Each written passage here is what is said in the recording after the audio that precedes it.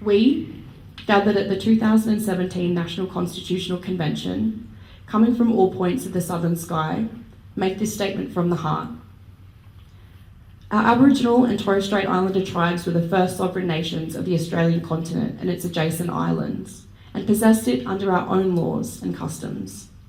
This, our ancestors did, according to the reckoning of our culture, from the creation, according to the common law from time immemorial, and according to science more than 60,000 years ago.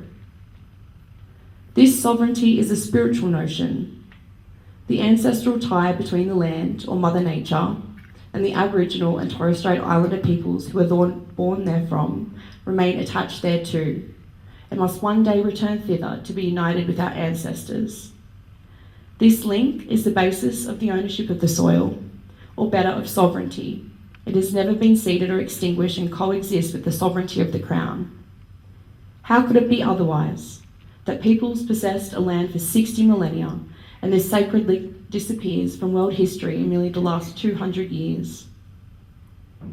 With substantive constitutional change and structural reform, we believe this ancient sovereignty can shine through as a fuller expression of Australia's nationhood. Proportionately, we're the most incarcerated people on the planet. We are not innately criminal people. Our children are alienated from their families at unprecedented rates. This cannot be because we have no love for them. And our youth languish in detention in obscene numbers. They should be our hope for the future. These dimensions of our crisis tell plainly the structural nature of our problem. This is the torment of our powerlessness. We seek constitutional reforms to empower our people and take a rightful place in our own country. When we have power over our own destiny, our children will flourish. They will walk in two worlds and their culture will be a gift to their country.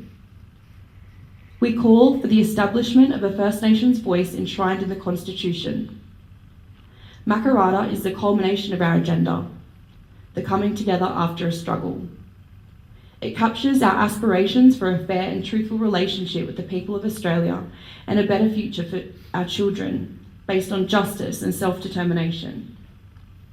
We seek a Makarrata Commission to supervise a process of agreement making between governments and First Nations and truth-telling about our history. We invite you to walk with us in a movement of the Australian people for a better future.